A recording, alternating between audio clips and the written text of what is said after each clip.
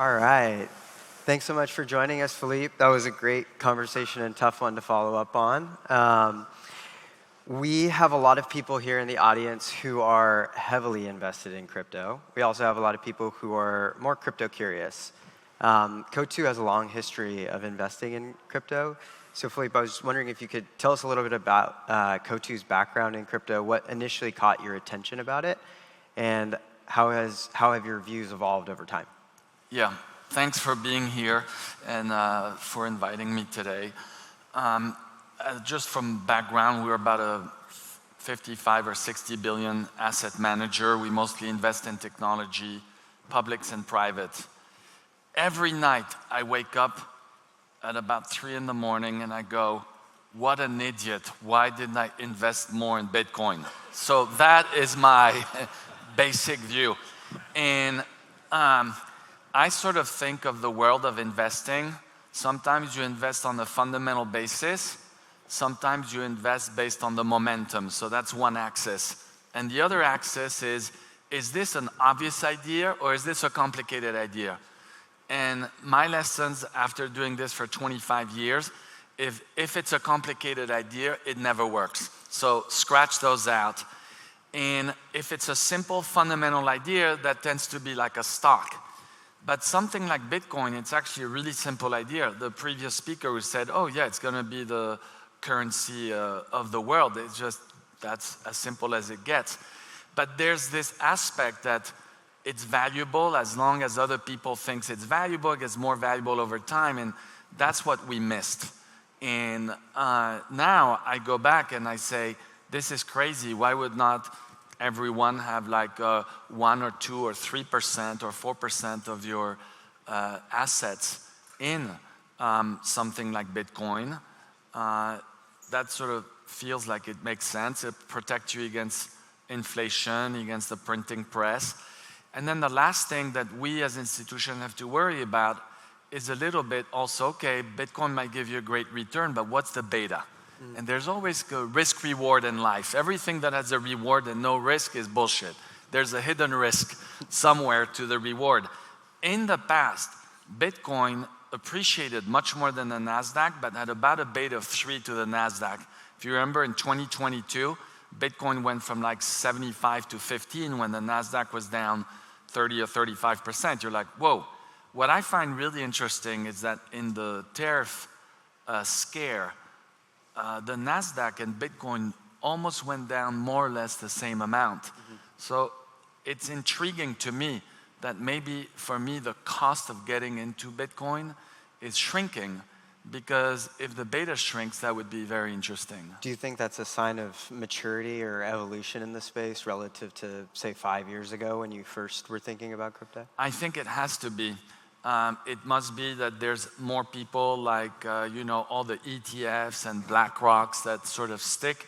We also look at the number of wallets that sell 100% of their position, but that used to own Bitcoin for at least 1 month.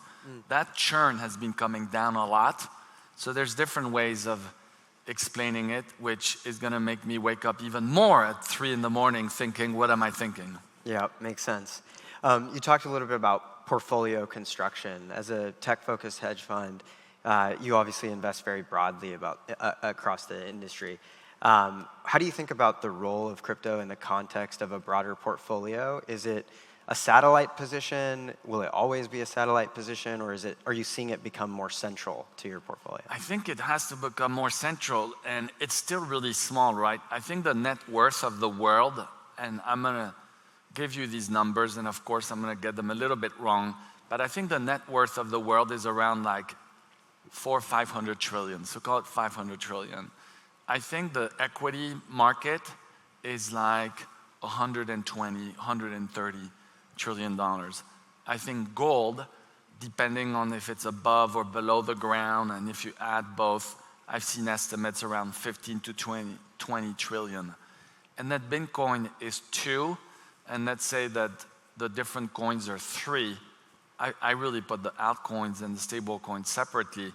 I'm like, gosh, 2 out of 500, could it get to 5? That would be 1%. So that's a bit the way I try to relate. I try to look at the market cap of like different big asset classes, like houses, maybe the value that people have in their house, maybe that's 100 trillion, like the big buckets. Makes sense. And you mentioned you put sort of the alt or non-Bitcoin assets in a different bucket. Do you think about them similarly, or how do you consider that? Stablecoin I'm very interested in for a number of different reasons, and I think it's just a start. It feels like there's two things that stablecoins need to get over with. One is, how in the world is a stablecoin not paying interest? Like, that's outrageous, and that needs to be solved, right? Why is it that when you put money in a stablecoin, you get rewards? Like, just make it a simple contract, and frankly, you could have contracts that pay you the spot price, so that would be like, you know, just a short-term interest rate. You could have a 5-year contract, 10-year contract, 30-year contract, 100-year contract, variable contracts. What if you want a contract that's exactly 6.7 years, because that's the depreciation of, let's say, a GPU, and you want to match, you know, some contract to fund your GPUs. There's so many use cases. And then the second thing is, I think stable coins need to be guaranteed by someone like the FDIC or the government. And in fact, I think the government should actively compete against Tether and others by saying, hey, we are going to guarantee, we USA Inc. are going to guarantee this coin, so the chances of that coin depegging is way lower than others. I know that there's been some stable coins that have depegged in the past, just for a few days sometimes, some unfortunately longer than a few days, but it also seems like the amount of depegging is shrinking. And by the way, there's some fiat currencies that also have depegged, like I think the Hong Kong dollar has depegged a couple times for a few days. Yeah, makes sense. So that's on the stable coin. The altcoin, that's like a different ball game. That doesn't fit in my, 2x2 matrix. That's too complicated. Yeah. And maybe taking it from the perspective of your LPs and the folks that are investing in Coatue, what are your LPs asking you about crypto? Are they mostly interested in Bitcoin? Are they mostly interested in stablecoins, tokenization, or altcoins? I have 3 types of investors. I have the ones that don't care. They say, buddy, I pay you to think about these problems, so it's your problem. I have the ones who are like, you're an idiot. Why did you miss one of the biggest trends in the world? And then I still have some that says, I love you as long as you don't dabble in crypto. And those is a dying population. Every year there's a little bit less of them. So I think that's the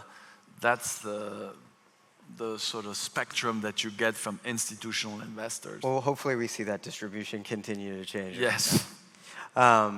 You've seen many technology cycles across your investing career. Are there any parallels to crypto that you would draw from the early days of the web, mobile, cloud, or any that really resonates with you? One thing I've done, and I don't know if you guys have read this book, it's called Engines That Move Markets, and it's my favorite book of all times, and the history of technology waves since the 1800s. It talks about what did trains do to horses, what did cars do canals, what did electricity do to the whale harvesting oil and all this stuff. And for me, as I think about my own investing, if I have to boil it down, you think about these super trends.